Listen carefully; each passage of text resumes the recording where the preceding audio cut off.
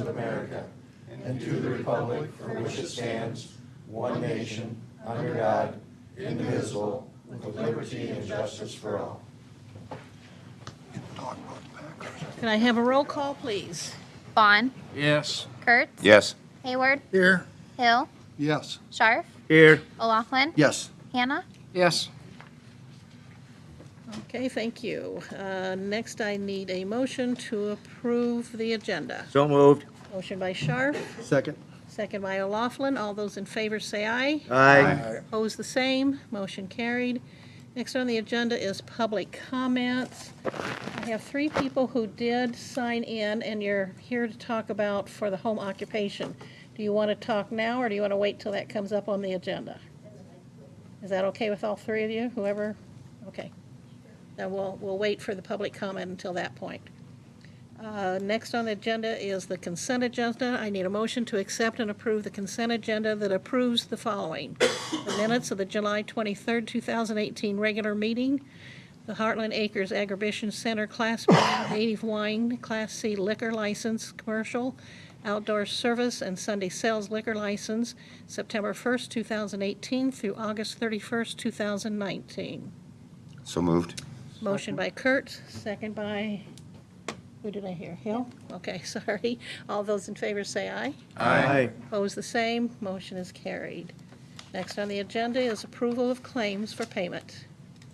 Are there any questions, or otherwise I will need a motion to approve. I'll make a motion. Motion by Kurtz, seconded by I'll second. O'Laughlin. All those in favor say aye. Aye. Opposed, the same. Motion is carried. And next on the agenda is the airport manager. I do not know who he is, so I'm not sure. Would you like to come forward so you can be introduced? Okay. Dan, are you going to make introductions for us on behalf of the board? Thank you. All right, folks. Pleased to be back here again. It's good to see you again. I'd like to introduce Jared Avery, our new airport manager. We have great confidence in his abilities. We're looking for great things from him. I think this will help us take a big step forward in promoting the airport, getting it on a firm basis, make sure the maintenance is taken care of. Good things will happen from here on out. Go ahead. Great. Is there anything you would like to say? It's up to you. Well, I met my fiance out at the airport, and I knew the Connells for a couple of years, and I kind of halfway think I'm insane for even attempting this, but I love the place. I flew up here last December, and I was kind of disheartened over the state of the airport, and so I decided to bid on it a few months later, and it was about the quickest, I think, offer I've ever had. So hopefully I can do some good for your city, because I certainly like the airport. You guys have something special out there, and I don't know that anybody that's not in the aviation world would know that, but I certainly think you do, and I hope I can represent you folks well. And I was just talking to Jim Connell this morning. He started there in 1965, and he said that he was hoping that whoever took it over after him would see it improve, and I certainly hope to achieve that. So if you guys have any questions for me, I'd certainly be the hostage of your inquiry, but Okay. Welcome.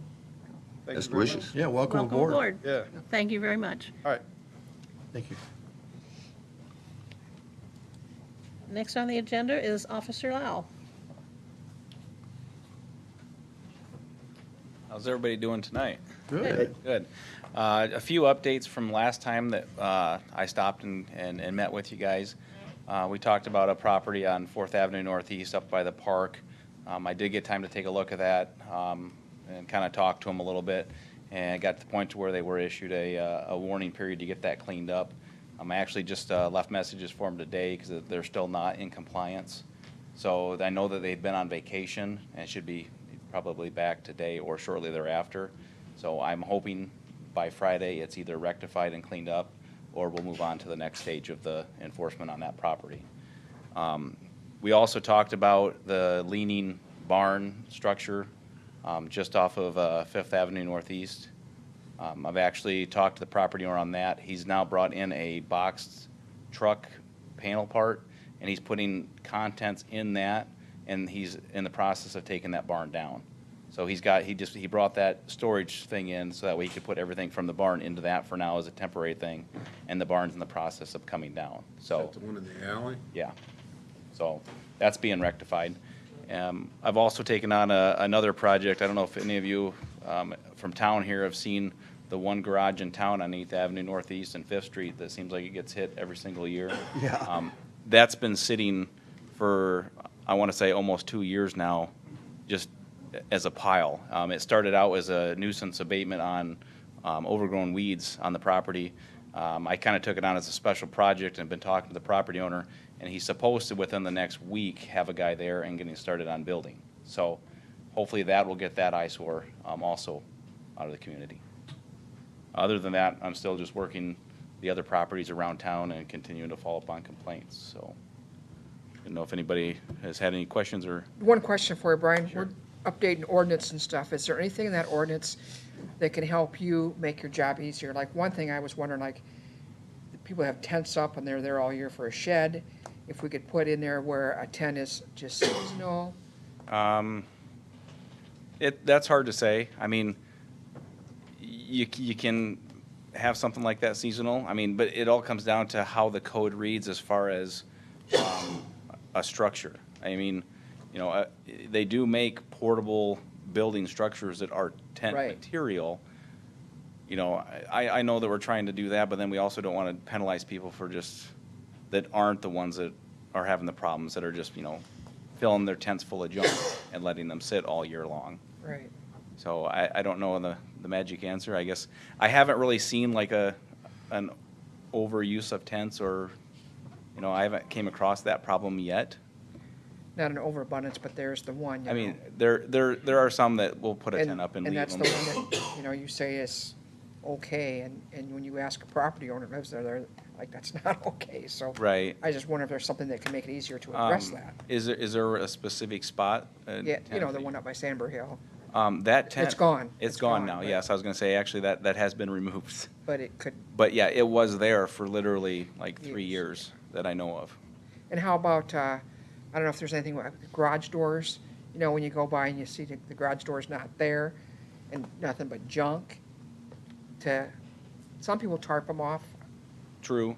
you know, I don't But know. Sometimes I don't know if a tarp is almost just as much of an eyesore hanging from the front of a garage too. But yeah, the code reads it within a structure. So yeah, there are properties that they don't have a garage door, they never shut it, and you do see the junk. But I don't know if there's an easy way Now to times get two, we're around doing that. ordinances was what I was Yeah. trying to think. And then like the other one, I don't know where you get, remember all the pop cans, you have bags and bags of them, and Right. what can be addressed with that, I don't know. Well, and if they have bags and bags of pop cans and they're outside and they're not within the structure, you know, that's still considered You can deal with that one. I can deal with it because I can base those cans on the fact that that's an aluminum metal that you have sitting in your yard. Okay. And it's just working with people, I mean, and helping them. Some people, you know, there's an individual down in the southwest and it collects cans, and it just, sometimes we get I know, people I from the talked to neighborhood the that, person. that come over and actually help him, you know, and get those cans to the Redemption Center. So it's just neighbors helping neighbors. I guess if it'd be a good idea to, you know, everybody get together and kind of brainstorm on that, then I can't think of anything that would really help. Okay, okay. Yeah. I've had a couple complaints in my part of the town about temporary fences, especially people that put temporary fences right on the property line. How long is temporary? Well, and again, that'd actually be something for building codes. Sure. To check with them, because I'm not sure on the building code side of it, all the ramifications if, you know, a temporary fence is allowed and for how long, or what what it has to be for height and things like that. You bet. But building codes would probably be able to answer that, Okay, yeah, sounds good. yeah.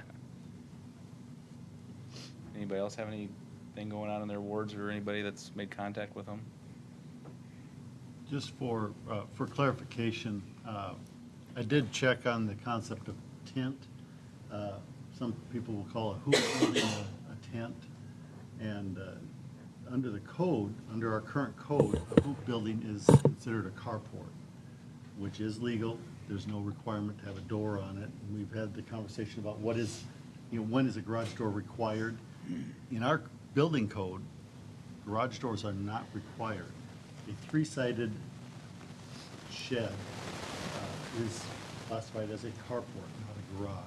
And carports are not required to have doors on them. So one thing that we want to be a little careful of as we look at our codification, and I understand where the question is coming from, but if we're going to move into the building code, that's a different area than what we've looked at with our city ordinances. And again, a lot of that is based on definition. The National Building Code says two-sided building is a carport. Ours is three-sided, still qualifies as a carport. So Yeah, something and- else to your point Yeah, we have to and, look at. and actually, I actually dealt with one on Second Avenue Northeast, which was a carport on the front of the garage. Had a lot of junk underneath of it. However, it was only pillars around it. So I actually talked to the property owner, and he actually had that port completely closed off. So that way he completed the other two sides. Right. And then he did bring something to the front side then also to block it. But, now he's got a structure there because he'll put the other two sides up. But, and he was willing to do that to come up to code, so. And to your point, I think we get a lot further ahead by working with them. Yeah, like I I said, just wanted to make sure we answered that question. Yeah, thanks. we're here to work together. I mean, this is everybody's city, just like the people that reside here, and we all have to get along and live together and work together, and actually, we get more positive results that way with the way that we talk to people and the way that we handle things, so.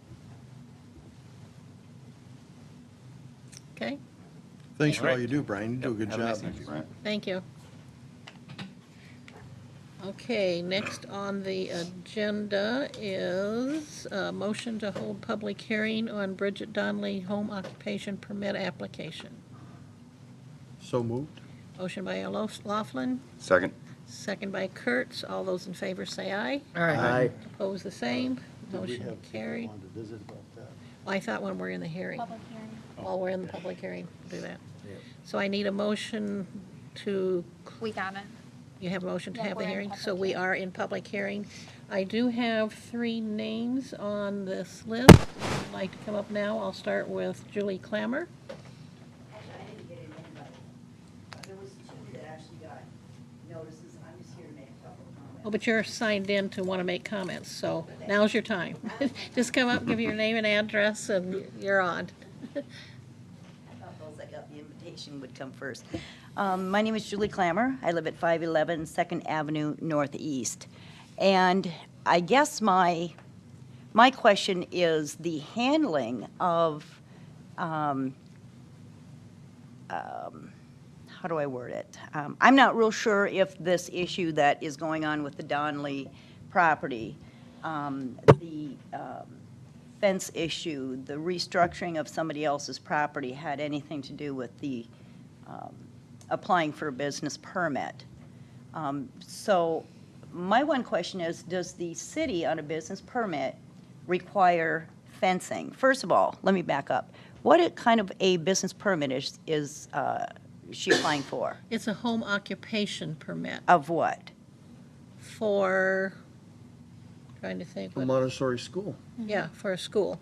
For school. So would the city actually, in their ordinance, require fencing, certain height when there's children involved, or is that a state issue?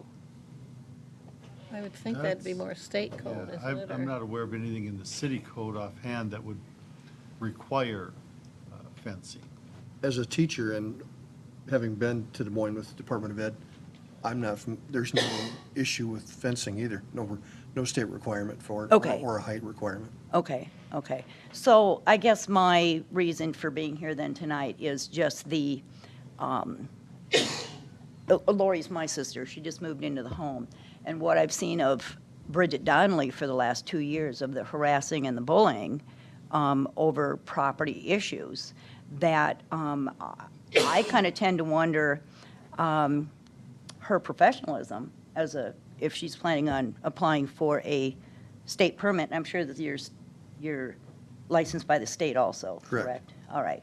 Okay, so some of the things that have been done and said, we've even had to call the police, code enforcement, over the harassing and the bullying that goes on by Bridget Donnelly over property issues. Okay, now is this to you or to your sister? Me too, I was Oh, there. okay. That was okay, the both of us. you can speak for yourself, but Yeah, then I'm she'll have speaking to- for me. Okay, And so when I'm questioning someone applying for a business license and feeling that they need to bully and harass people. My question is, how competent are they to be around children? I don't know if anybody has checked her background, what her prior teaching issues are. I'm just saying, I think some more investigation needs to be done before. Well, I can tell you, I'm her cousin, and I've known her for 50 years, and I know that she's been in education for over 40 years, and she's won numerous awards as a Montessori school teacher in Iowa City. And a Montessori school is very valuable to a community. She's got the credentialing, she's went through the education, she's done an excellent job. One of her students that keeps coming back every year to give her a gift is Dan Gable's daughter, the coach, Coach Gable from Iowa City. Attended all through her Montessori schools. So, yeah, Bridget's a professional. Yeah. She may be a professional in her industry, but, I've just kind of questioned some of the things that have been done and said, that's all. There's two sides to it, I guess. Okay, next on the paper is Lori Clammer. You want to come and give your name and address, please? Lori Clammer. I live at 205 5th Street Northeast. You might need to talk up just a little bit. 205 5th Street Northeast. Okay. I live one house to the west of Bridget Donnelly. And at first I want to apologize. I had to write this down so I'm not all over the map and it's not polished. This is out of my comfort zone, but I'm here. You're doing fine. I just want to make all of you aware of, I moved here 2 years ago, and I've had massive problems with residential ordinances between Bridget Donnelly, with Doug Cook getting involved. When I moved here, I love gardening, so the first thing I did was had my property surveyed, and Crawford put in stakes in my four corners so I could locate my pins, have straight lines. I didn't want to plant on someone else's property. I had called the city to talk about putting up my little iron loop. They're antique. You stick them in the ground like a shepherd's hook. They're panels. They lock together. What the ordinances were on that. Katie said she would ask Doug Cook. He said it's all good. There's no setbacks. There's no permit required. Just I can't be on the line. I have to be inside the line. Got his permission. I had a plastic resin arch to put in the corner. I was going to grow roses on. Same thing. He said it's fine. Excuse me. Basically, you stick them in the ground like a shepherd's hook. They said they're not permanent. They're fine. In the meantime, Bridget Donnelly put up like a 3-foot tall wire fence along the property, tore out all of my flowers to make a path on my side to take care of her side. With me getting permission to do mine, I also had fan trellises to tie my plants up to that I put there, that they're stick in the ground. Suddenly, Bridget Donnelly pulled her fence out and recorded mine. Hers was right up against mine. She left me a nasty message saying I can't have it there, gave me what she thought the ordinances were, not knowing that Doug Cook had given me permission to do it. 3 weeks later, I get a certified letter in the mail from Doug Cook saying I have 2 weeks to take my fence down. I called him out the very next day. I said, you told me I could do this. Well, Bridget Donnelly didn't like it, so I had to take it down. And I had 2 weeks to do it. If I didn't, the city was going to take further action against me to have me take it out. I didn't want to. I told him I don't want to, but I want peace. I'll do it. I'll take my fences out. He said, your fans are fine. There's a space between them. I don't consider it a fence. I said, will you back me up on that? He said, yes. I took the panels down thinking that was it. Case closed. I want peace. In October, I called Doug Cook about a big tree on the city easement that was cracking, and I was worried it was going to fall. He said to talk to Tim Donnelly with the roads, but they also wanted to discuss my plastic resin fence, or arch, excuse me. Tim said the tree wasn't dead, so he couldn't cut it down, but as far as my arch went in the corner, he said if his mom could use it, it could stay where it is. Otherwise, I was gonna have to move it. And I said, I'm sorry, if I give you permission, she falls and gets hurt, she's elderly, she's ill, I'm liable. Doug Cook then told me, okay, then you have to move it. I suggested that rather than using my arch, that they clear out their scrub and their weeds and make their own path, which is what they did, but I still had to move my arch. Let's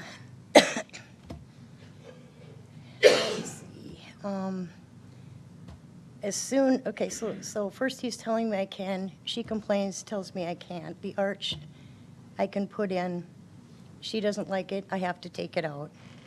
As soon as the very last snow melted this spring, I looked out my back door, and right where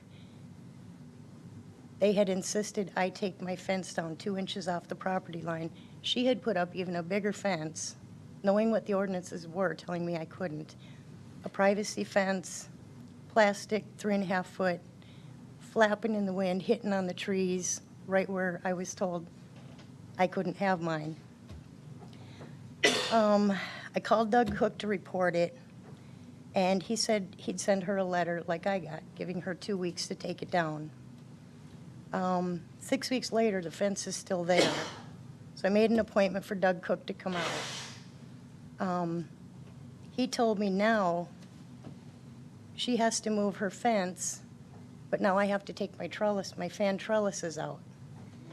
Which again, he had told me I'm putting stuff in, I'm taking stuff out, I'm sweating bullets, asking permission.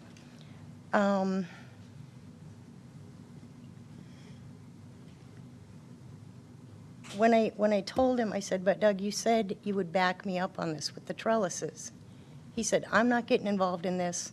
Get an attorney, I'm leaving. 3 times I had to plead with him to stay. He wouldn't stand up in front of her and say, Bridget, I told Lori she could. Now I have to move those. Hers is still up. I said, why didn't she get a letter like I did? Doug said, because I can't work with Bridget Donnelly. I'm not going to. I've been working through Tim. And I'm thinking, okay, but it's 6 weeks. What has Tim done about it? It got to the point that Doug said he couldn't work with Bridget. He's coming and going with me. Then he says, okay, now what I want y'all to do is you take out all your things, Bridget, Laura, you take all of your things, including now your plants, 3 feet either way. I was ready to call my attorney. My sister Julie stepped in, called Al Roeder before I called him to see if we could still peacefully somehow work this out. Because Doug just kept telling me to get an attorney. I wasn't trying to settle a property dispute. I was trying to get him to enforce the ordinance with her that she can't have her fence there. Al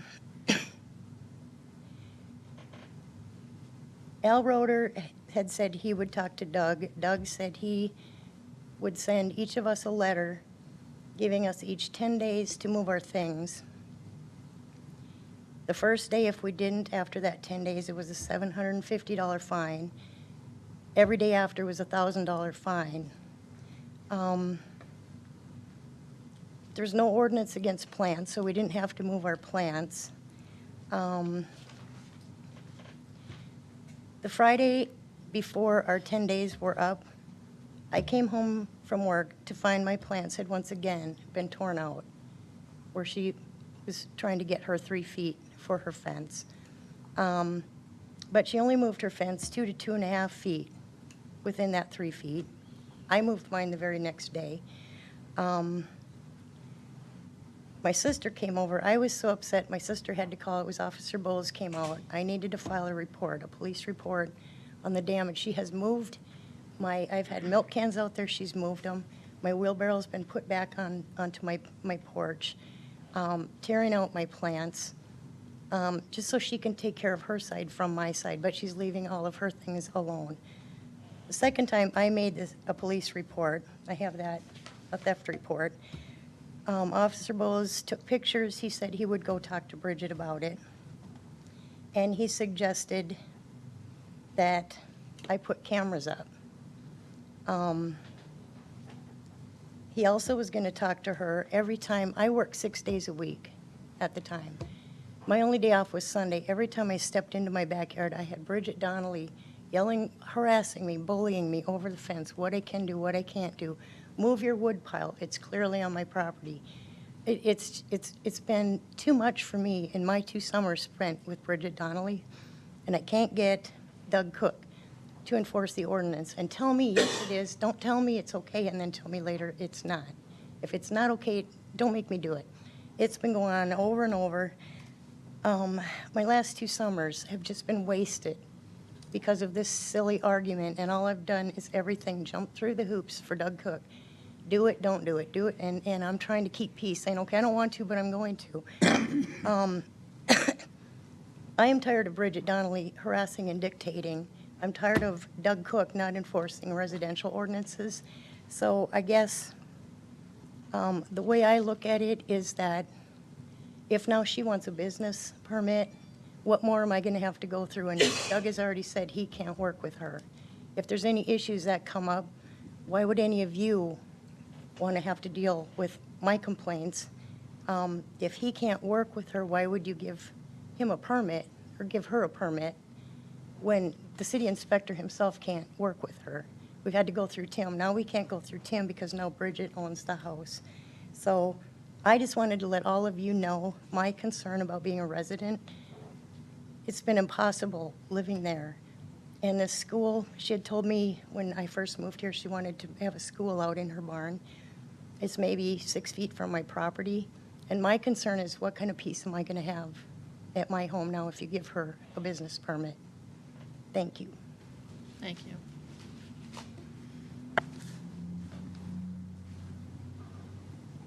Third name on here looks like Teresa Enders? Okay. Teresa Endress, 404 2nd Avenue Northeast, Independence. We've been neighbors to Donnelly's for 30 years.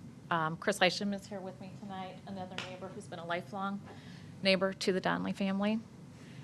They've been very supportive, very kind, responsible neighbors in the 30 years that I've been their neighbors in the neighborhood. I've talked to a number of other neighbors regarding the Montessori school, which majority of people feel that is a great opportunity for independence, and we were very supportive of it. I was not firsthand familiar, but have heard through neighbors that there is some relatively new controversy in the neighborhood, which is really unfortunate. It's a pretty laid-back, quiet, easygoing neighborhood. Some neighbors wouldn't come because they don't want retaliation from their opinion regarding this. But I'm just speaking on behalf of a number of the neighbors who have been there long-term, who have not had any problems over 30 years with the Donnelly family. They've always been kind, like I said, and respectful neighbors. I'm in strong support. Majority of our neighbors are in very strong support and think it's a great opportunity for independence and for the kids. It's going to be a very small number of children. It's not going to be a whole flock, 20, 30 kids. None Very of the small. other people that you're referring to were willing to come? Some had scheduling conflicts and they were not able to come. Others are concerned with if they speak up, there's retaliation regarding that. I don't border anybody's house or lot line, so we have no concerns. Okay, so you can only speak in I can regards to speak for yours. myself, yeah. Yep, thank you. Yeah. Okay, thank you very much. Did we get any written information from anybody? Any comments? Okay. Bridget, would you like to come forward? Is she here? Is Bridget even here? I don't think she's here. Oh, okay. She's not here to speak for herself, okay. Any comments, questions from council people? I think with a conflict, if she's not here, Yeah. we should wait till she can make it here. Because I was kind of the assumption that the lady just talked was probably Bridget. And Well, we approved a concert without the primary person here. We've done other things without the primary person here. I'm guessing that she didn't come because of the controversy. Well, that'd be all the more reason for her to come, so she Well, can speak for Why herself. start the fire? But, I mean, that's fine. she can respond to the criticism and straighten it out or give her side of the story. I am, She didn't write anything up either, or wasn't anything attached to her application. No, Good. I did have one Friday. phone call with her. She had turned her application in like the week of the last council meeting or right before, and I was out of the office and I didn't hear from Doug about it until the Friday before. And she called and wanted to be on the agenda, and I told her we had to have time to send out the notices to the property because that's what our ordinance said. And so she knew that it was going to be on tonight's agenda the last time I spoke with her, because she was very adamant that it was on the agenda so that she could move forward with her school. It's my word, and I got one call about it, of a property owner to it, and I didn't see the letter, but they told me the letter just said they were asking for the permit, home occupancy permit. They called and asked me what it was. And this was like Friday at 7 o'clock at night, and I said, I'll look on my agenda and give you a call back and tell you. That has saved a little bit of conflict for them to know any permit, whether it's this one or anyone, what they want it for. Do they want it for a hairdresser or daycare or what?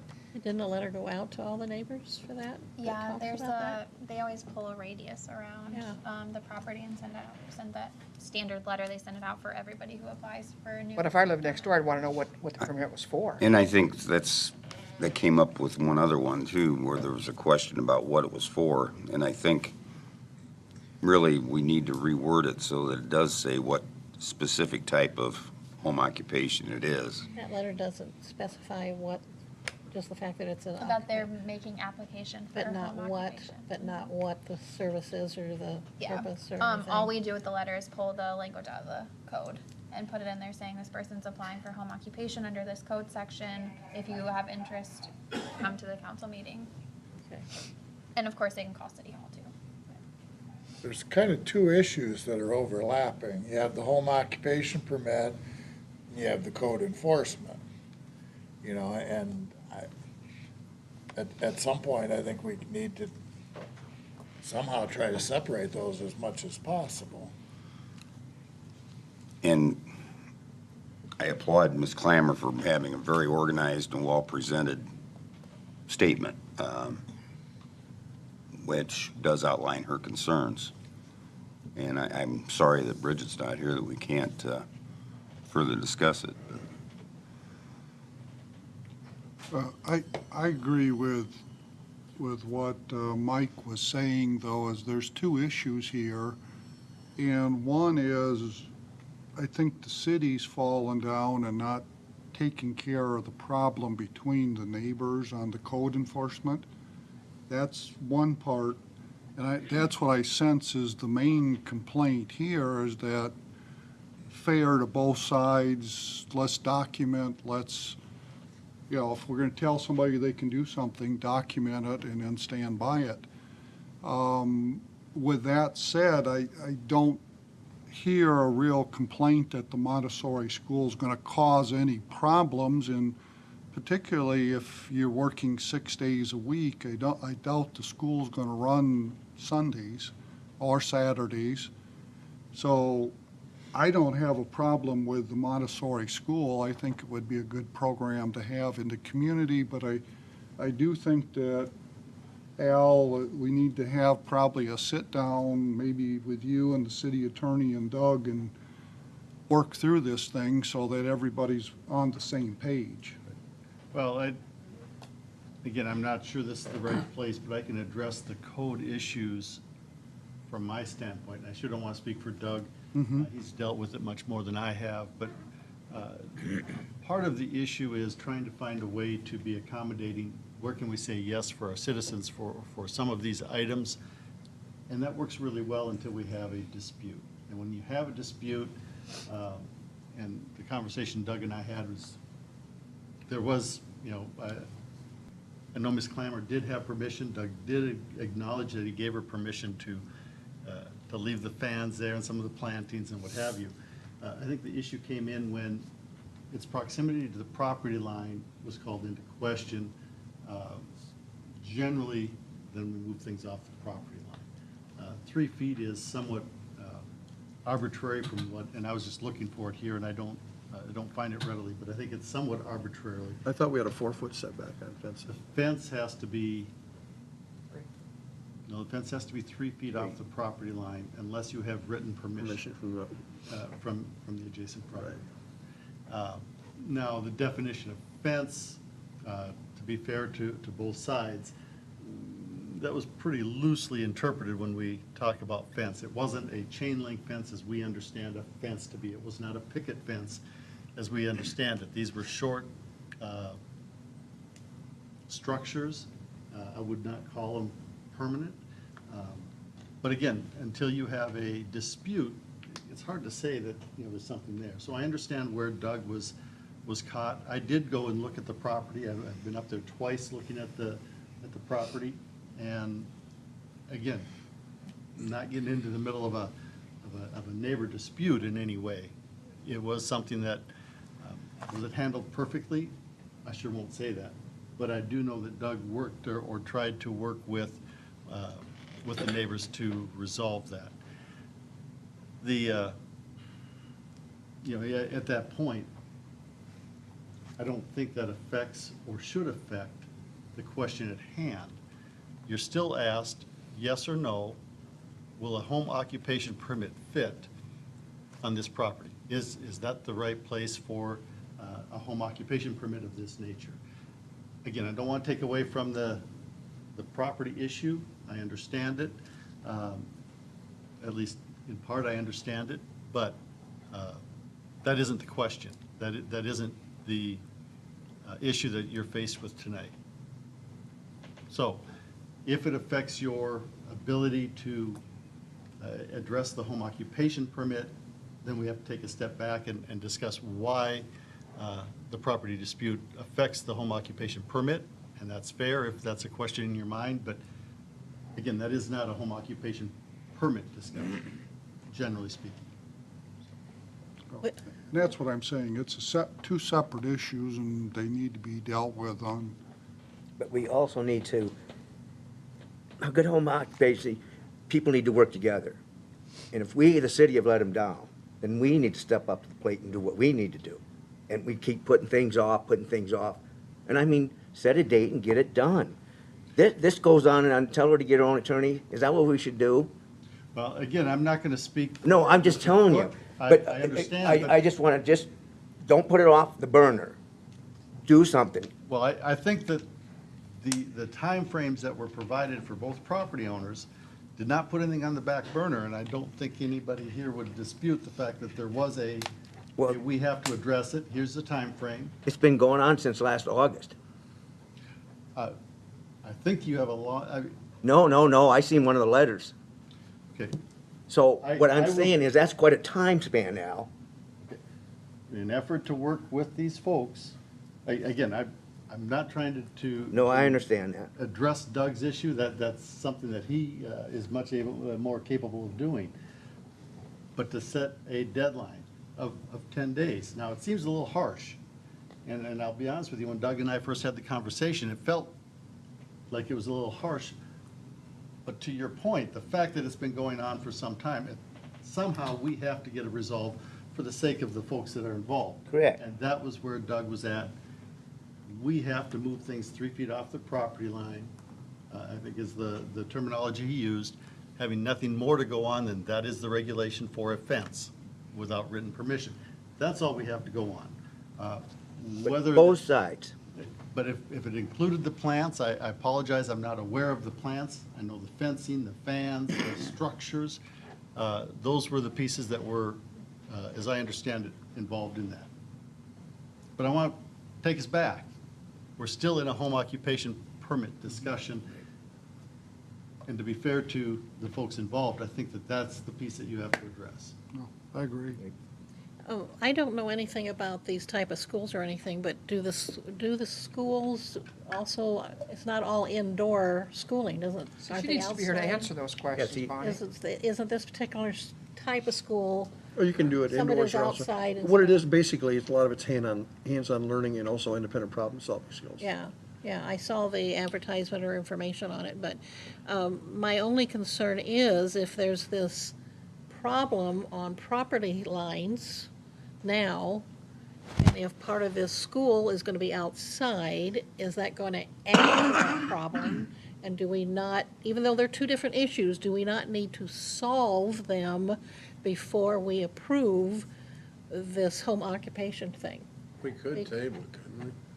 Well, For 2 that would be my question, because I really not sure why Bridget's not here. I'm sure she's got a good reason, but I feel there needs to be a discussion between Bridget and Ms. Clammer to get something worked out before you make a final decision on a home occupation. I'd make the motion to table it until she can be here. Oh, we have to get out of public hearing. We need to get out of public second it. hearing. We need Gotta to get get a out of public hearing public hearing first, but I do have I have a question. Clarification.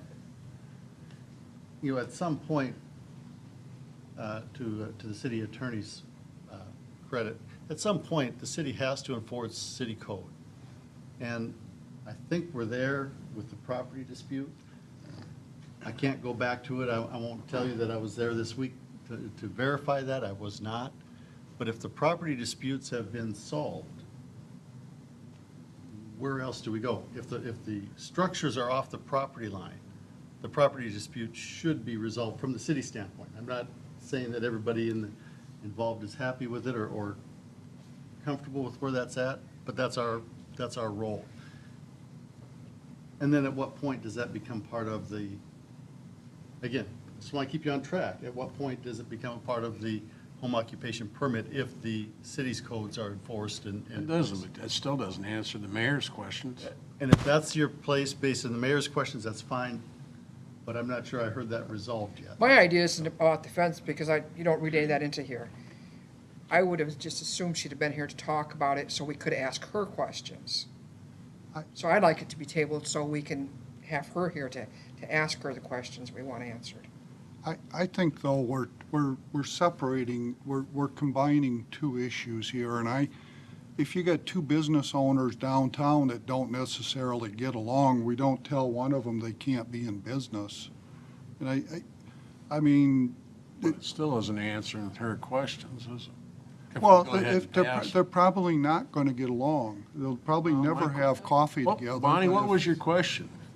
my question was, does her business also continue outside also? Obviously Or is it it all will. done inside? Yes. But her property would only be, what, 30 or 40 feet along the Donley's property? What's, 40 to 60 feet there on the, She does it in the barn. The barn is 6 feet from the property. right. Right. She's got the path that goes back to the house behind her she owns. Okay, the information that you have on the application is you're dealing with a class size of 5 children, ages 3 to 5, 8:30 to 12:30, Monday through Friday.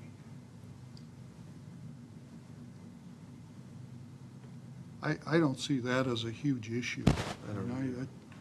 I think we have an opportunity to have an educational program that most communities don't have. And I agree, we've got a problem between two neighbors that needs to be better resolved, but I didn't hear anything that you were against the Montessori school. That was kind of like, well, she's made my life miserable now, so why should I get excited about her Montessori school?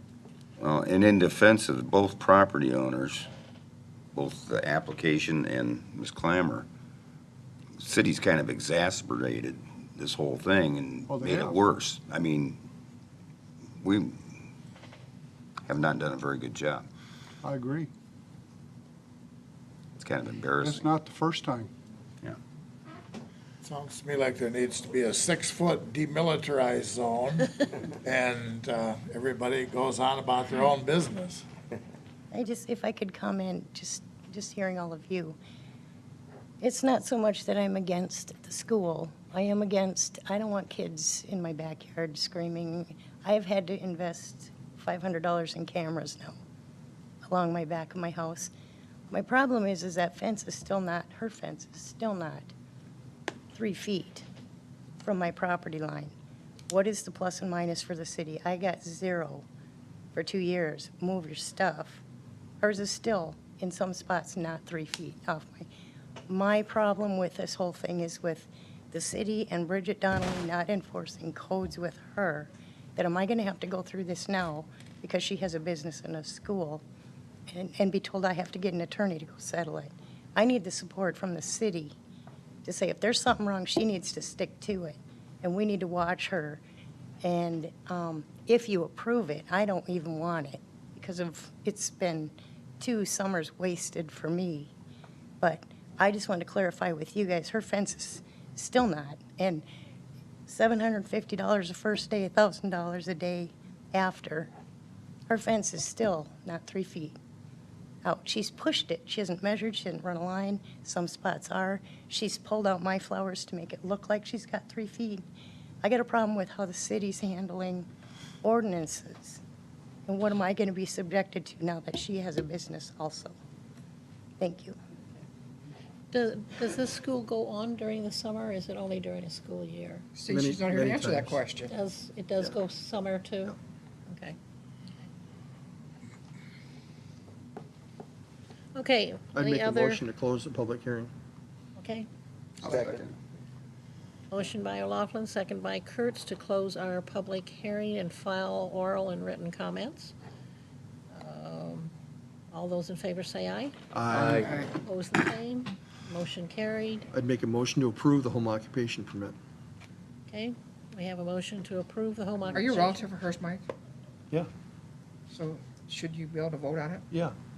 It's not a close enough relationship unless he has an investment in the asked. property. I didn't No, know. and I'm answering the question. Unless he has some sort of investment in the business or is particularly benefited personally by this, it's not a close enough familial relationship to create a conflict. Okay. I would second it. Okay, I have a motion from O'Laughlin, second by Hill to approve the home occupation permit for Bridget Donnelly. We need a roll call. Kurtz, No. Hayward, Yes. Hill, Yes. Scharf, No. O'Laughlin, Yes. Hannah. No, due to the fact that Bridget's not here to answer the questions that I Right, have, right. so. Okay, that's, you just, Same. no is sufficient. Vaughn. No. That's 4 no. So it did not pass? It failed. It failed? Okay. So that motion did fail. I guess we can, if she's interested, wants to be here, she can bring it back up or make another application. But hopefully we can solve the other problems before then. Moving on our agenda, next item is a resolution approving contract and performance and/or payment bonds for the 17th Street Southeast Intersection Improvement Project. I need a motion to hold the public hearing. So moved. Motion by Hill, seconded by Second. Scharf. All those in favor say aye. Aye. Are you Opposed, on the wrong one? Am I on the wrong one? Yeah. Yeah. It would be this would be a resolution, so I need to do a roll call. For even holding it? No. You're It's on the not one down. showing but up. You don't need I a got this public clicked hearing. on. This is just- Okay. It didn't switch fast. It didn't Yeah. switch. I was Okay. like, wait a minute, I swear I didn't put that. Yeah. Resolution approving contract and performance under payment, okay. I have a motion by Hill and a Yeah, second by Scharf. I Okay. made that motion for the. Sorry about, I had it highlighted, but it didn't bring it up. It still had me on the public hearing. So this is strictly the resolution, so. Is there I'll any? second it. I have a motion by Hill and a second by Scharf. If Okay. there's no discussion, we could do a roll call. This is on a resolution approving the 17th Street. Contract, performance, payment bonds. Just so Whatever. everybody's on the same page. Is there any other discussion on that before roll call? Roll call, please. Hayward, Yes. Hill, Yes. Scharf, Yes. O'Laughlin, Yes. Hannah, Yes. Vaughn, Yes. Kurtz. Yes. Thank you, motion carried. My thing is not, I'm clicking on it, but it's hesitating to bring up the right Internet's slow stuff. tonight. What's going on here? This should be a resolution setting date for public hearing. And this is not changing on me. Over for public hearing. This is a public hearing setting the date, it's a, setting the date for the public hearing on urban renewal plan amendment. This includes 2 businesses. One is Wapsie Valley Creamery's project Finally. on 13th Street Northeast. The second one is Casey's South and Highway 150 South and Highway 20 intersection. Again, all you're doing is setting the date for the public hearing on the urban renewal plan amendment. I'll make the motion. Motion by Kurtz, I'll second. second by O'Laughlin. Any other discussion? If not, roll call. Does this Hill. involve TIF for both properties? Yes. And this is. It's just setting the hearing. What date are we setting it for? Yeah, it doesn't say. My computer won't open. I'm having Date are we that setting on problem the too. 27th? The next council meeting? Doesn't say. I No, want to I, open it up to make sure. yeah, I think it's September. Yeah, I think it's into September. Usually on these, they need a little bit more time for this. It would be September 10th at 6:30. Okay. There we go. Thank you. So everybody knows what you're voting on for date and such for this hearing. Roll call. Hill, Yes. Scharf, Yes. O'Laughlin, Yes. Hannah, Yes. Vaughn, Yes. Kurtz, Yes. Hayward. Yes, Thank you. Motion carried. My computer is tired, just as me. It's not changing. Yeah. The Wi-Fi's not working. I must do something. with the Okay. internet. mine's just finally coming around here. Maybe I'll have a Next one is a motion to approve a resolution to assess property owners for Chapter 52 mowing failure to comply. This is one that we got back in the mail as undeliverable, so those ones we just assess right away because we can't deliver the notice. So if it's undeliverable, we just send it to the tax? Because we can't make Tax rolls? contact with the owner. Yeah. I'll make the motion. Motion by Second. Hill, second by Kurtz. Any further discussion? If not, roll call. Scharf, Yes. O'Laughlin, Yes. Hannah, Yes. Vaughn, Yes. Kurtz, Yes. Hayward, yes, Hill. Yes. Thank you. Motion is carried. I'm down to new business, LMI Housing Rehab. We have two different issues that we're addressing tonight with this. The first one is the numbers in the first two that you approved. I had to modify them because Spahn and Rose bid only materials, not labor. I had to come back, just so you're aware of where we're at with those. The numbers that I'm showing you now have the labor and the materials for those. For the Payne project, it did not change anything, just the dollar amount for the window install.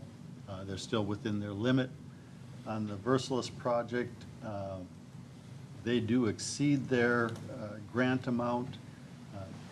I have a call into the client to find out which they prefer. We'll let them choose the priority on the business, or on the projects, but just in the order that it was listed, the roof and the soffits go together. That seems like a logical combination, and if those two go together, that would exceed their grant amount by $176.47.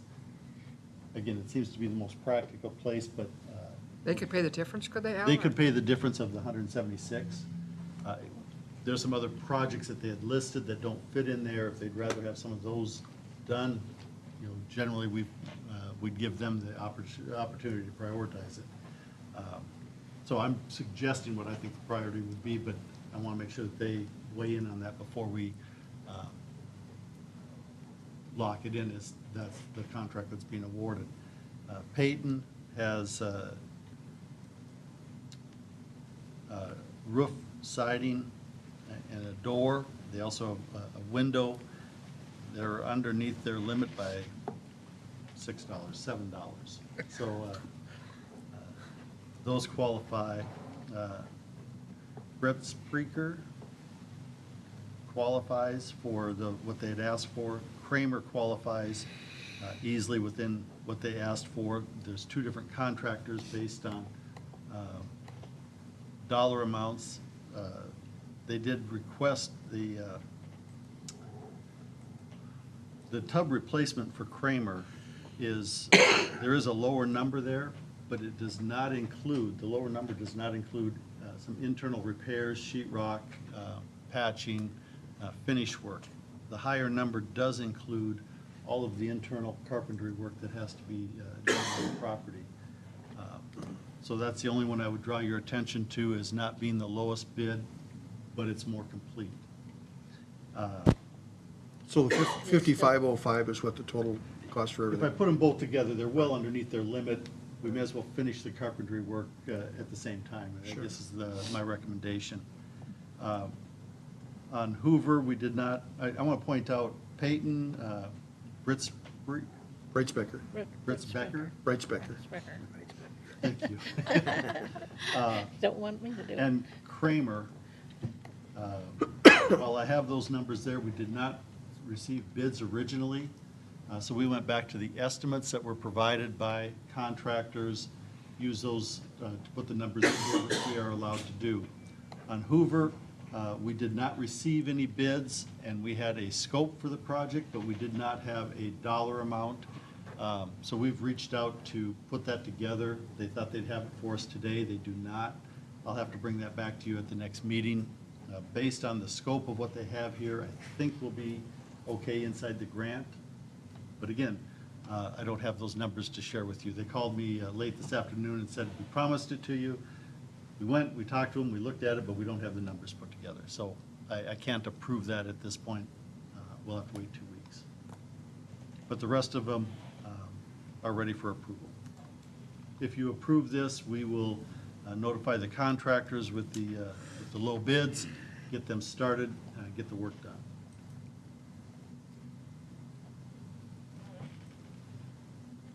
Okay, I need a motion to approve. what's I- been Motion presented. to approve it? I'll second it. Motion by Deb, second by John. You want a roll call? Yes, please. O'Laughlin, Yes. Hannah, Yes. Vaughn, Yes. Kurtz, Yes. Hayward, Yes. Hill, Yes. Scharf. Yes. Thank you, motion is carried. Next under new business is First Street East stoplights.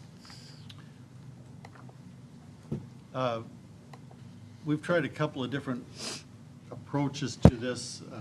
I know we had a good discussion in the committee of the whole meeting. Before you go further down that road of conversation, I did talk to Michelle Sweeney at AECom. I've also talked to representatives from two different firms, K&W Electric, who does a lot of work on traffic lights, as well as General Traffic out of Spencer, who has been our primary contact for traffic lights. General Traffic suggested that if all we're doing is adding ADA compliant amenities to our existing poles, the countdown numbers, the audible sounds, $20,000 would be more than enough to cover that if we're only working with that piece. Now, in visiting with Michelle, I don't think that's going to be quite enough to get us to the ADA compliance. We still have to have push buttons. Somebody had asked the question about, well, if we use the push button, it screws up our timing on all of the traffic signals. Not necessarily. What happens is you have two choices on the push buttons. One is you get the chirping nonstop. It's just which direction, which intersection, or which leg of the intersection has the audible sound. But you're going to have that I don't know what else to call it. It's a chirping sound that the signals put off. But that would be there. So the push button does not trigger the light. It doesn't have to trigger the light. It does, again, I want to be clear. I'm confirming that. Nobody's given me an absolute, but it should give us, it'll trigger the chirping sound so somebody can cross. But it will not change necessarily the timing of the lights, the sequencing that we're concerned about. So they know not to cross if it's not chirping at them? Right. Well, if you're visually impaired, they use the sound. Okay, well, I just wanted to make sure, because if it didn't change the light, I'd hope the chirping didn't start before the light. While they're in the Yeah, middle no. of the street, they're going crossing the wrong direction. Now, my concern with this is if we add the push button, we have 5 pedestals that have to be installed because of the ADA requirement for where that push button is in proximity to the crosswalk. We can use the existing poles for 12, 15, I think 15 of the 19 poles or locations, if you will. Those are about $10,000 a piece, all told. So I don't, if all we do is the physical amenities on the poles, it's less than 20,000. Realistically, by the time we get into this, it's less than 100,000, but it'll be more than 20 if we put the push buttons in. But we can defer doing anything for a couple of years if we want to. We could defer doing anything. I did talk to the folks at Indytel. They'd be happy to work with us if it's wiring, basic wiring stuff. They don't want to get too much into pedestals. They don't do that. But there is a fairly cost-effective way for us to do that, other than, let's get into how much are we going to have to put in for pedestals and push buttons, et cetera.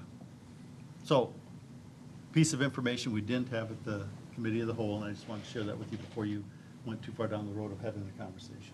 So we're significantly less than $600,000, $700,000. We are well underneath that, and gosh, I don't want to say it's not a lot of money. It's a lot of money, but it's quite a bit more reasonable to do the ADA compliance if you chose. You're not at a point where you have to replace poles and lights. That's the $600,000 option. And I think I give Michelle a lot of credit for being bold enough to give you a budget number even for the crossing signals for kind of an off-the-cuff guess. But as we got in it further, she was looking at if you have to go into the cabinets or replace a lot of hardware or software in the cabinets, et cetera. The folks at General Traffic said you probably don't have to. You're new enough in there that we think you'll be okay adding these pieces. So I know it's going to be under 100,000 from what they've told me, but I can't give you a hard number.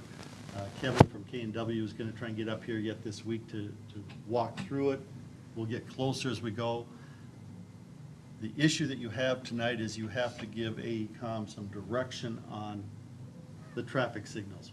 What do you want them to do as part of their project so they can design it? I would say not replace the traffic signals. And I think because it's a recommendation for the state, we could carry this over to another year when we can budget for. And as somebody said, sidewalk isn't that expensive to tear up. It is, but when you're talking over $500,000, it's not bad. Right. I think for AECom's information, we don't want the traffic lights to be a part of that project. Would that be a fair assumption? Yep. That's the question that you have to answer tonight. I mean, the rest of it we can work on, we can make decisions, we can see where the bids come in, for that matter, on the rest of the project.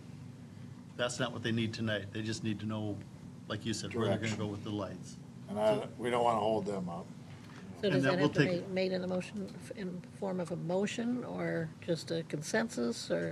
I would how ask they for a want the- motion on that. To, Mike, do you want to make that motion that we don't include that in the project at this point? Sure. For them?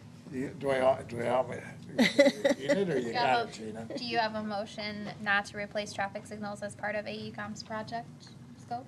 Yes. Second. Second by Kurtz. You want a roll call on this, or just a majority? I think we do, don't we? You want to roll call? Probably wouldn't hurt. We can go either way on this one. Let's go ahead and do Roll roll call call. doesn't hurt you. Hannah, Yes. Vaughn, Yes. Kurtz, Yes. Hayward, Yes. Hill, Yes. Scharf, Yes. O'Laughlin. Yes. Thank you, motion carried, so they should be okay to move forward. Yep. Okay, next under new business is City Hall lighting. This is a small item as we go through our City Hall remodel. One of the questions that came up is, because of the electrical work that has to be done with the remodel, is this the right time to replace the ceiling lights with LED lighting? Jerry Stella is doing the work for the contractor, He gave us a budget of, a budget number of $3175. It's $110 a light fixture, plus approximately $750. You know, it's a $75 an hour number, but he said 10 hours should be more than enough to do that. That comes to $3175. To put in LED lighting in the office area. That does not do council chambers, that's just the office area. We did have, you know, council looked at that as a energy conservation project earlier. We were working with Indytel, kind of on a as they can get to it project. If we're already tearing the office up, is this something that you want to consider? We've done a number of other buildings already, haven't we? Yes, we've done the wastewater plant, the street shop, library, That's, Falcon Civic Center. oh, So, I mean, we're picking them off. We've got a ways to go. Didn't we even do some of the fire department? We haven't done that one yet. The utilities said they would help us with that when they have an opportunity. They haven't gotten here yet. They did warn us that we had to be patient, but we do talk about it about every 3 or 4 weeks. I'd make a motion to approve LED lighting update I'd in second. City Hall. motion by Hayward, second by Hill to approve the updating of the LED lighting. All those in favor say Not aye. roll Oh, call. yeah, Aye. roll call, it does say that, Spending doesn't it? money. Okay. Yeah, we're spending money. I'll do a roll Okay, call. thank you. Vaughn, Yes. Kurtz, Yes. Hayward, Yes. Hill, Yes. Sharp, Yes. McLaughlin, Yes. Hannah. Yes. Thank you, motion is carried. Next on the agenda is Casey South Purchase Agreement. Our Enterprise Drive East seems to be back on again and visiting with the attorney for Casey's. He did express an interest, obviously, in the development agreement, so you've set the public hearing for the urban renewal plan. They've asked us to amend our purchase agreement that we did approve.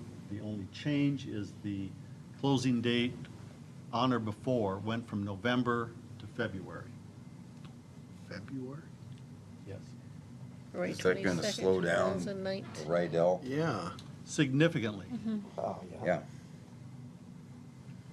Although not any more than where they're at today.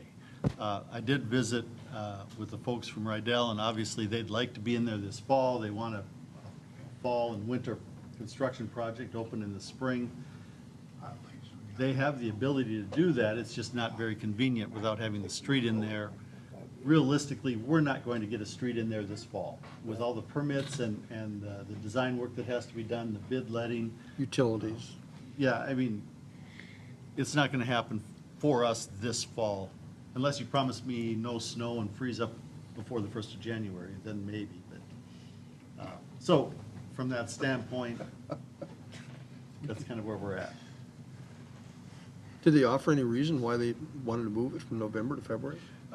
Because of the delay in working out their arrangement with Mr. Larson, it's pushed everything back. They've got a process they have to go through internally before they can close on the property. They won't close on it until they get all of their things internally completed, including our approval on their design work and what have you for their expansion.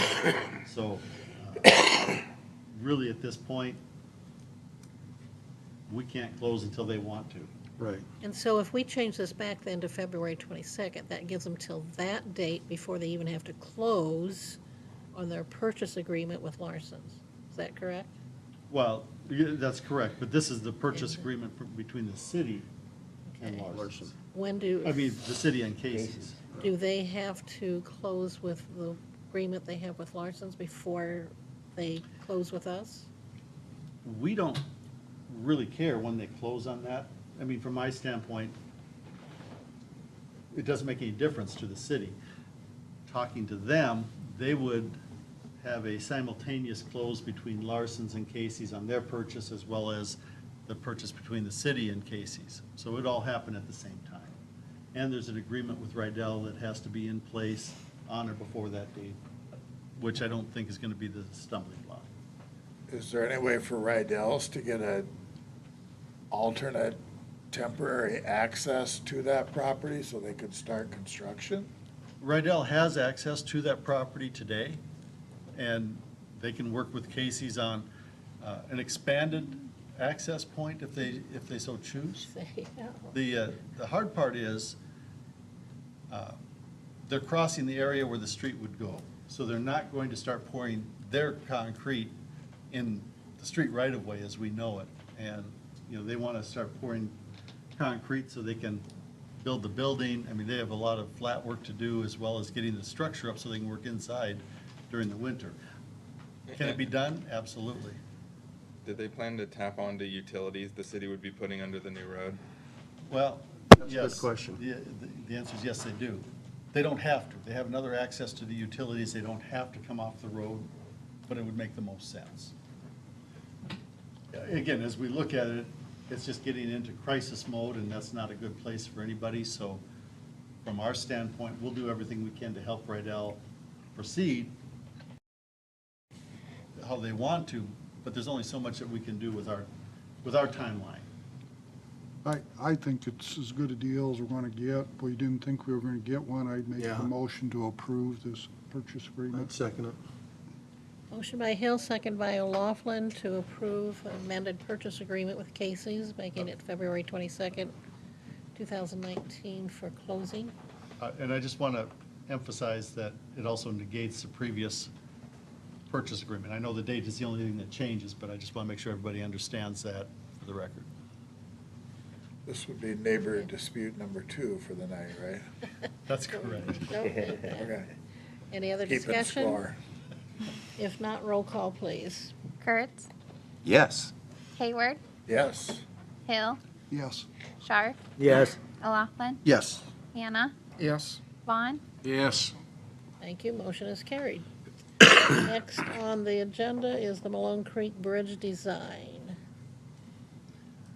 We tried to simplify this from the committee of the whole meeting. You've got 5 general designs for the bridge. WHKS would like you to give them some direction on your preference for bridge railing design on the pedestrian side of the bridge. This is the outside of the pedestrian walkway on each side of the bridge. Number 5. What? I'll second that. Dispute already? We can do number 5? I- That's one of the options? It's gonna look I like like that? number 1. I guess Which one's the I cheapest? like. We had 5. I didn't These think we would did all either. fall in that same general price This one we had category. that railing that first time. There's not No a, difference. there's not a significant price difference I've one to never the seen other. five. That's why he picked these 5 designs. He feels like they will all fit within that general budget that they Has gave us. anybody got a coin? We can just flip a coin. I like I 5. I do have one question. Number 3, that's the green. Is that the only color available? Can we go like fire engine red? Red would be the only color you cannot do. Other than that, you can pick whatever color you want. Okay, there, you can pick a different Yeah, one. he's just giving you designs. Okay. Actually, 3 and 5 are not Eliminated. terribly dissimilar. Thank God. So if you have a I color could you live like- with either one of those. I thought we talked about number 1. You thought we did what? We had pretty much agreed in committee that number 1. That's the one that the street department liked. The Public Works Committee said option 1 was their recommendation to the council. It'd be much easier to clean snow off of, Why is that, John? because it's all horizontal. We don't have all the verticals. I've never seen 5. I like 5. Everything else I don't has see what Yeah, they- but if they're using a blower, they can just blow it over. They're top. not. They're using the plow. But even with a plow, that, As far as I know. It's the only one that is the horizontal.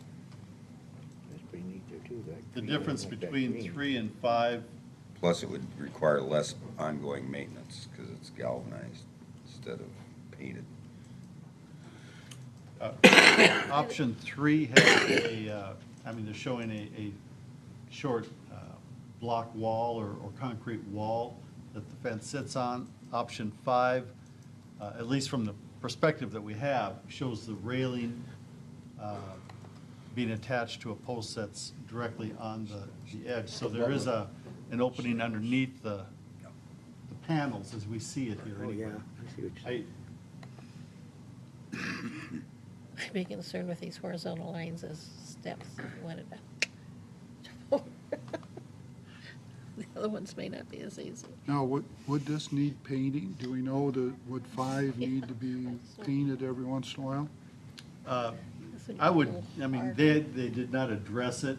Generally, I would guess that this would be a powder coat finish, so it's going to have some decent longevity. Will it eventually need paint? Probably. The Wapsie Bridge, that's been up, that railing's been up 10, 12 years. Over 10, yeah. And Seriously? we haven't put anything into that.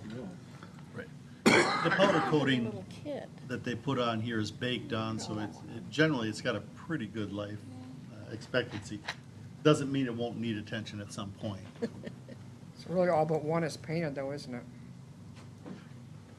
No, that doesn't mean, and I haven't asked the question, if you're really committed to the galvanized look on number 1, but you like the design of number 5, I'm willing to bet they could get that in galvanized, although I'd want to check to make sure if that was the presentation that you were looking for. I think the big thing would be is number 5 actually raised up off the sidewalk? Yeah, you can't You know, tell. if it's raised up off the sidewalk, that's when I think they were talking the difficulty in getting the snow, whereas they can just blade it right through the bottom and Well, I think it's a fair question, and if you say, we like number 5, but we want, we don't want that lip on there like number 3 has, that's the direction we give them. If we want that space underneath the railing to make it easier to move the snow. You're more susceptible to plow damage on the fence under that scenario, whereas in number 3, you're not going to damage the railing with any kind of a blade. But you got to push the snow all the way to one end or the other, or blow it. So there's pros and cons to both. I could see them pushing too hard and blowing out that number 1. 'Cause that looks like, what, inch and a half? most? Number 1 looks like a safety hazard to me. 1? Looks like a climbing It's a climber hazard. of any age of person, child. So we have to sell tickets? No, I guess we should. there are some parents that do not want their children. over. Depends on how far there is between there. You can't tell by looking at this picture. It looks like maybe a foot difference between each one of those Doubt it. rails. I bet you they're pretty close, probably like baby cribs. Well, yeah, there's a limit as to how much space they can have for a gap. I don't know Right. what that is, but I know there has to be a standard that they meet. Well, I could go with 5 if it's directly on the sidewalk, just so we don't Not have raised it. up. I mean, that's just my feeling. That's what it looks like, though. It looks like it's right on the abutment. That's what it looks like, yeah. I'd go with 5. Yeah. So do we need a motion to make the selection?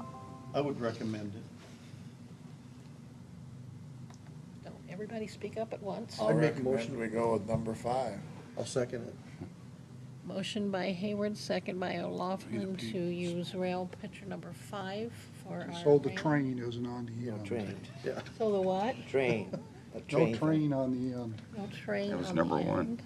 And that it needs to be that it's flush with, it doesn't have the brick underneath it Yeah. like 3 does, that it's Flush with the sidewalk. Does that give them good enough specifications? Okay, that gives them the design. They have to bring it back to final approval regardless, but Okay. Does that give you guys enough information to be able to do a roll call vote on it? Ready? Yep. Okay, go. Hayward, Yes. Hill, Yes. Scharf, Yes. O'Loughlin, Yes. Hannah, Yes. Vaughn, No. Kurtz, Yes. Okay, motion carried. Next on the agenda is airport manager lease agreement. The airport manager has expressed an interest in the apartment at the airport and respectfully requests your consideration of entering into a lease agreement for that property. Again, because it's an employment relationship, it should not be included in a contract, which it had been previously. The city attorney has drafted a lease that does not address term or dollar amount in there, but I guess there's two questions. The first one is,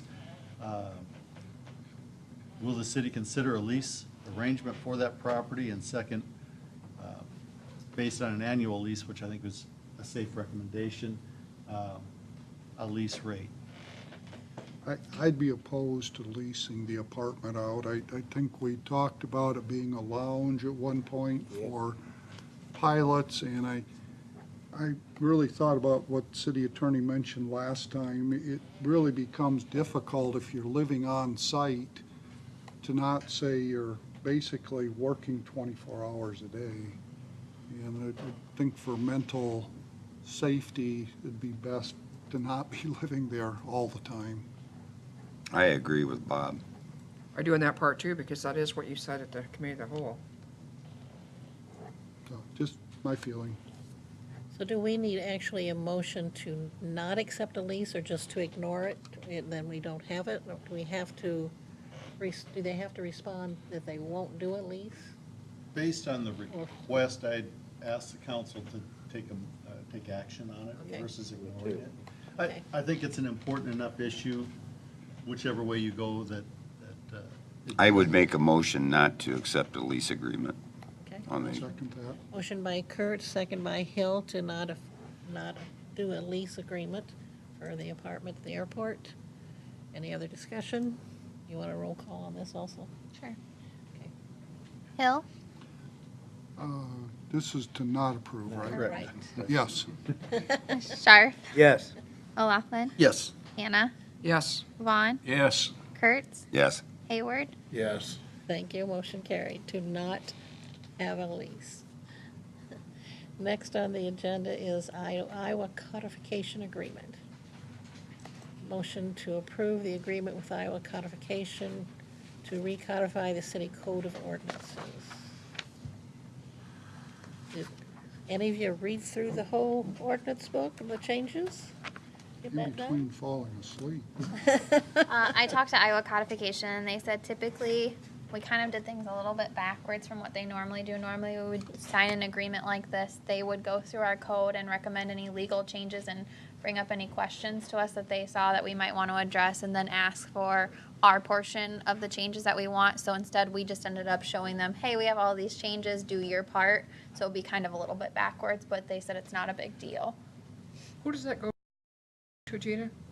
Iowa Codification. Okay. Which is where they're out of. And we have to do that rather than just typing this up and putting it in our book then? We're required to codify annually anyways, and what we were doing before we started doing this whole entire code recodification was just sending in those individual changes to them, and then they would send us the supplements. But since we knew we were gonna be doing the whole thing, we held back those supplements so we could just do it all at once to save some money that way. The last time we did this 5, 6 years ago? 2011. I was gonna say, Yeah, pretty close. Usually, they recommend once every 5 years, you go through a full codification of all of your ordinances, and they, in essence, they kind of rewrite your book and clean it up, so you don't have all the added sheets in there. Make sure that you're up to date with the state legislative actions that have taken place, and double check it. Well, we're a little bit behind that, not a big deal, because we're doing a complete rewrite is what this amounts to. But it is something that usually, like I said, you want to do it every. Question on this now, they take care of putting it on the website for us? They provide us with the disc so that we can put it on the website. One other question with the website, is there a way that we don't have to spend a whole bunch of money, but could we do a search? You know, kind of like if you go to the state code, I know they spend a lot more money than us, but you can type in a keyword Oh, yeah, code of, state of Iowa, You know, Manchester has a really good one too. I've been on their website looking at their codes, and their search method is really nice on theirs. They have it laid out by chapter and tells you where to click. Yeah. We could look into how much something like that would cost, because I've also looked for those kind of things to see what other cities had, because it makes a lot more user-friendly. it's not real user-friendly. You gotta leaf through, and then the pages don't match up always with what the index says. I would make a motion to approve the agreement. I'll second it. Motion by Hayward, second by O'Laughlin to approve the agreement for Iowa codification. Any other discussion? Roll call, please. Sharf, Yes. O'Laughlin, Yes. Hannah, Yes. Vaughn, Yes. Kurtz, Yes. Hayward, Yes? Hill. Yes. Thank you, motion carried. We are down to reports. Was there any committee reports to do tonight? And meetings today, is there anything needed to be mentioned? Or we had them last Monday and then today? No? We talked at the fire department, and area ambulance have worked out some guidelines, and they'll be bringing some information to us on a working cooperation document. That was the main thing we talked about today. Sure. And then There is a draft ordinance that will be coming back to you in 2 weeks for setting a public hearing on indecent exposure, which is something that is lacking in our current city code, in visiting with the police department. So there's some language there that will come back to you for consideration, and that was talked about. What'd you say I was referring to? Indecent exposure. That's what you said. Do we So, have to go through the public hearing on that, or can we add it into our recodifying? We otherwise will- known Denny as streaking. We can put it into our recodification. I'm because just we're gonna have wondering if it'll save us the publication costs. Because, Gina asked a question about, can we review it and adopt it and skip the public hearing? And I guess because the recodification will require a public hearing, this can be included in that, won't take effect until that is all finished. But we could bring it back in 2 weeks for your consideration to put it into the recodified ordinances, and I think that would suffice if the city attorney would bless it. So it would just get doubly, so it would approve to put it in and it wouldn't be effective immediately? You'd wait until the codification and that's voted on and then the whole thing's published? Iowa codification said they'll send us an ordinance and the publication notice and everything like that to do the whole entire code book. So I'm wondering if we could supplement this in with that Does that and do it all. satisfy the chief's concerns of having something on the book, or do we need to get that on the book? I think this would be fast enough. Okay. What kind of a book?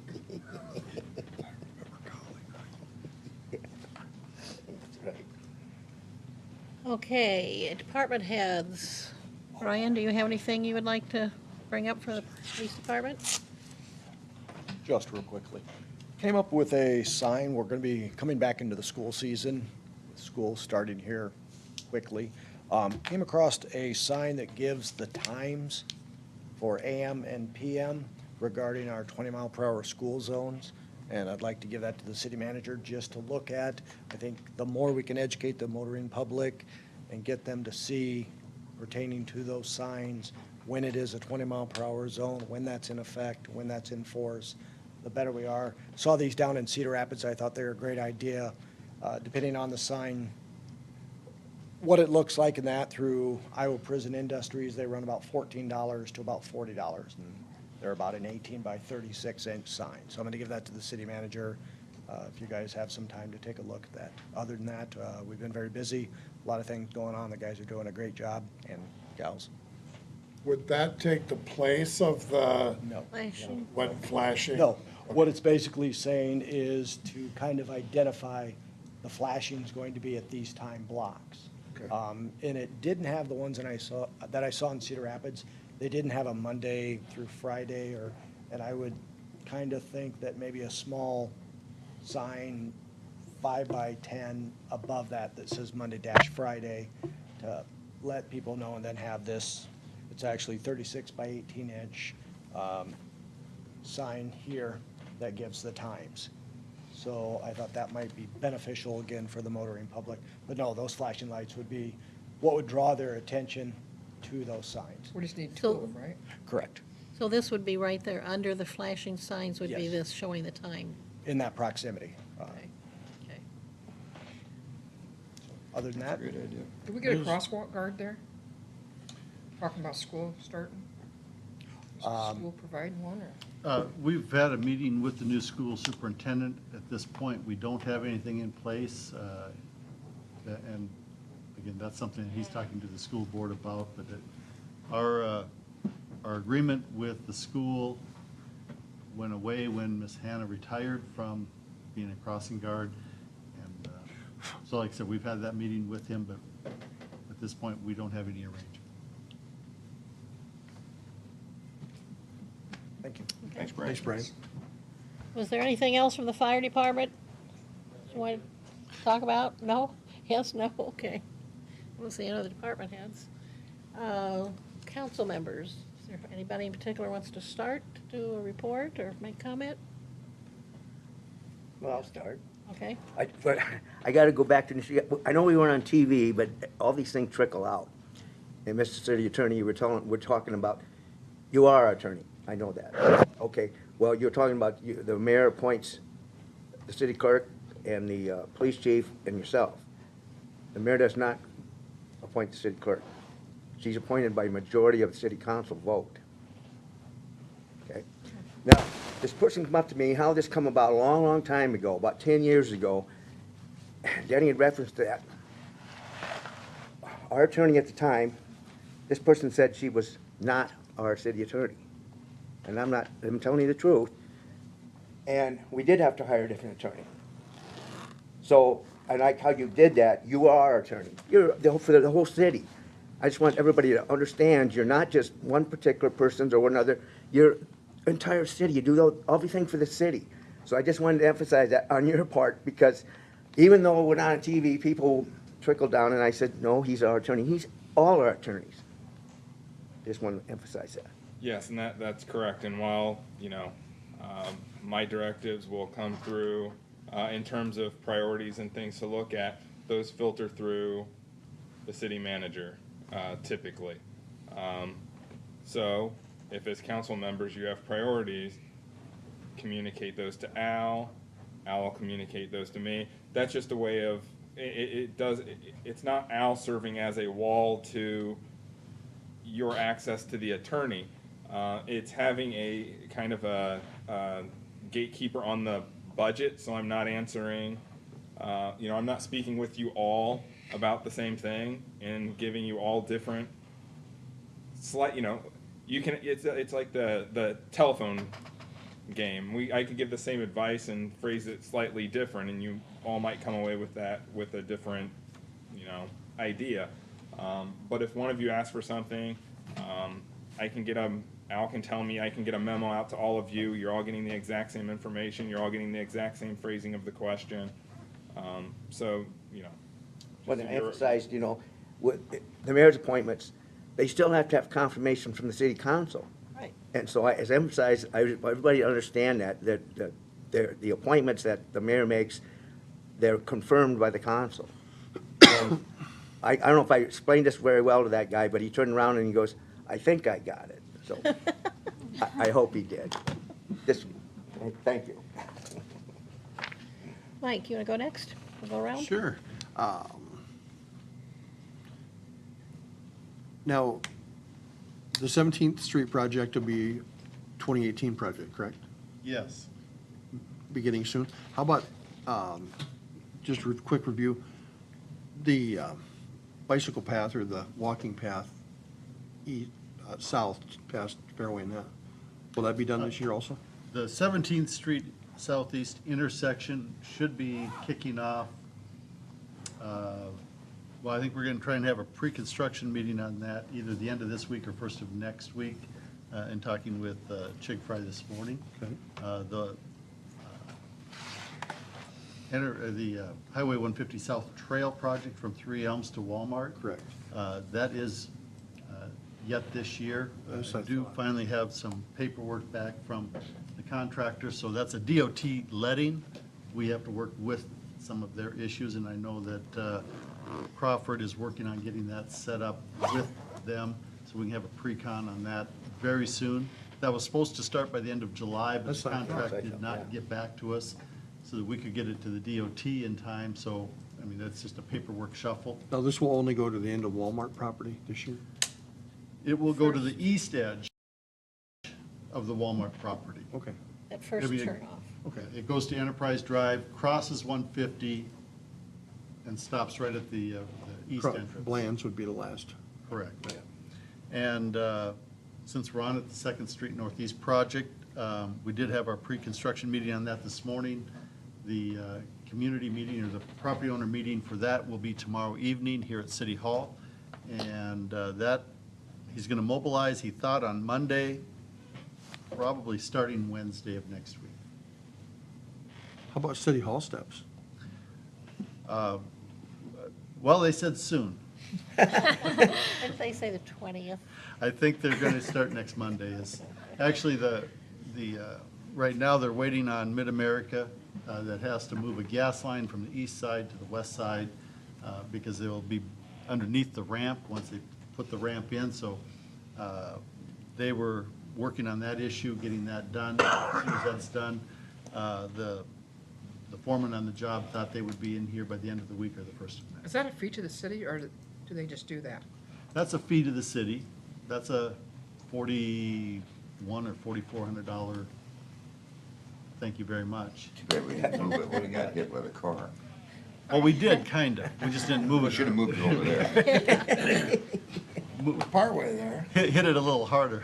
Yeah, because 100 days is going to take us to December 5th if we start. Well, Mr. Larson assured me that they will be done on or before the end of their contract period. So he's not concerned about the timing. He said this is a relatively straightforward project, so he's pretty confident they'll be done on time. So we'll have the ribbon cutting on for Jingle on Main. That's a great idea. On when? When is- Jingle on Main. Oh, well, there's a nice, yeah. So, I mean, those are the Light a projects tree that and we run have. down and cut a ribbon. Anything That's else? all, that's Okay, Deb? Nothing. Okay. Denny? Mr. Kurtz? Nothing? Mr. Hayward? Reminder, the 21st of August is the informational meeting on the First Street project at the library from 5:30 to 7. Anybody interested, feel free to show up. Thank you. Anything else? That's it. Okay. Gina? Oh, no, Bob. I was gonna say, you wanna Forget do Bob first? Since it was around the corner here, I almost skipped him. Sorry, Bob. Didn't No. mean to do that to you. Mike said the same thing next week, August 21st. People have been asking questions about First Street construction. That's when the engineer will be there. If you live along First Street, you have a business along First Street, if you drive First Street, show up, because if you got a question, that's the time to ask it. And I think you said it, that is at the library in the community room. Yes, 5:30 to 7. Okay. Anything else? Nope, that's it. Now, Gina. Just share with you, on Wednesday and Thursday last week, I had it was actually a FEMA training. It was free to us, and it was about dealing with the media, specifically in the event of disasters and things like that. But there were some points that I could take away and just utilize in our daily interactions with the media. And it also was really nice. There happened to be somebody in our class that was a former reporter, so they gave us a lot of information and insight. Just things I think that are going to be helpful for us anytime we end up in the media for positive or negative things, just kind of knowing some guidelines and what to do and what to say and how to handle those situations. So it was a very worthwhile training. Anything else? No. Mr. Roder? You stole most of my thunder, council members, but that's just fine. I wanted to point out, there is a Highway 150 Coalition meeting this Friday in Olwine, if anybody's interested in attending. That's at 10:30. We'll take off out of here about 10 o'clock. If you want to go, let me know. I did pass on to you an email that had the draft presentation that's being made on behalf of the coalition to the DOT at their informational meeting in October in Decorah. I couldn't open that attachment. I'll print it off and I'll restructure that for you. We'll I just know resend it, you know, maybe. Bonnie had some trouble with that and we got hers open, but Yeah, it took a while for my computer to get it. Mine and I opened wasn't also, but it impatient. took quite a while before Yeah. it popped up. Well, there's quite a bit of information there. Yeah. Because it was putting that Good virus in information. there. It's a Very fairly big attachment, but, you know, I can do that, not a Very, problem. very informative, though, if you. We are host to the TFM training, which is the Technology of Participation. It'll be at the Civic Center on September 6th and 7th. Because we are hosting, we get 2 seats in there. I have one spoken for, but it's about $800 a seat, so it's a pretty good benefit for us for providing some space and some snacks. What's the hours on that? 8:30 to 5, both days. What training is this? It's Technology of Participation, it's called. It's a focused on focused conversations, consensus workshop, and action planning. It's a tool that we've been using. The department heads have largely been through this. By hosting it, like I said, we get free seats in there, and we'll make it open. Because most of the department heads, I think all of the department heads, not all of them, most of them. But anyway, just to make you aware of it, so you know that that's going on. Is it pretty much something you have to go to both days now? Yes, you do. It's 2 very full days. They will not be done early. I mean, sometimes you cut down early on Friday. This one will take all of 2 days. I mean, it's 2 very full days.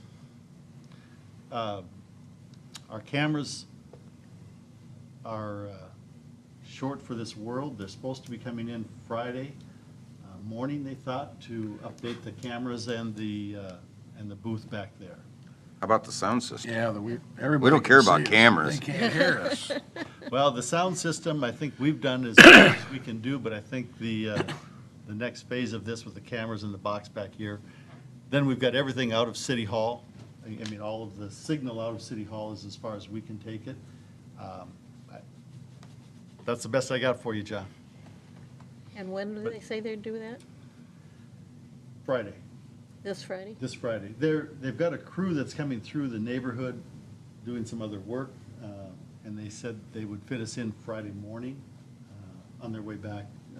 Their install crew is out of Wisconsin, so it's not using Indytel, nothing against those folks, but the folks that sell the equipment, work with the equipment, they're the ones that are doing the install. I mean, that's what they do, and so we have them coming in and doing that. Will that eliminate this stuff in here? Or? I'm not sure how much is going away. I don't think it'll eliminate what's in there currently. It will change what's back here where Mr. Newton is. The controller is different. The capture box is different. I mean, that whole piece in there, I mean, everything that he's dealing with, except for maybe that giant monitor that he hides behind, will be updated. You see a hand. So, but again, that's not an area that I'm real familiar with. We'll see what they come up with, but it's supposed to update all of that equipment that is fairly old. So what did Independence Light and Power do to our camera tonight to make sure we were on? Well, all they did was take it off the wall and put it up in the ceiling so that they had to come back, pull it out, and just reattach it to the wall for our meeting tonight. Okay. But they'll be doing the camera and the sound system Friday. The camera, both cameras, and the whole capture piece back here, running the cable to that, and from then it goes up to Indytel. Okay. So from our end, everything will be updated coming out of City Hall that I'm aware of. I hope they run a check on Channel 25 when they get it all done. But Correct. Make sure it's there. At my house. Are you gonna be home Friday morning?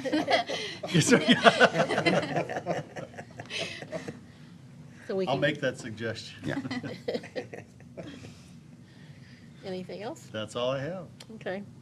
Only thing I have that we talked about the ordinances and the fact that we worked for over a year going through that. We did have a citizens committee, and I don't know if any of you ever knew who was on it.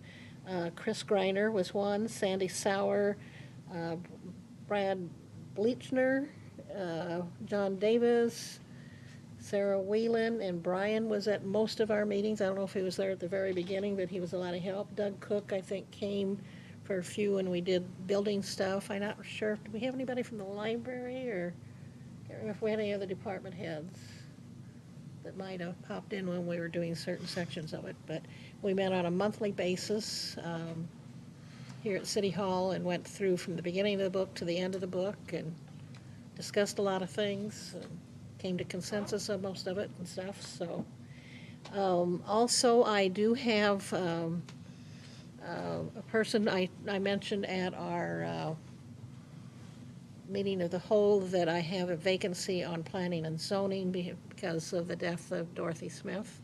And I do have somebody that's willing to do that. I have bios on Brad. If any of you would like to see it tonight, I made copies. But that'll be on the next agenda to approve him for appointment to the Planning and Zoning Committee. What's his name? I'm making sure I'm pronouncing this right. I asked him, and I'm still not sure. It's a good German name. Brad Bleachner, Bleichner. If any of you would like to see his bio. I asked him for a short bio, page and a half. Email it out. So I can pass these out, or you can give them to you when we leave. But that will be the name that'll be on the next agenda for approval of him for planning and zoning. So,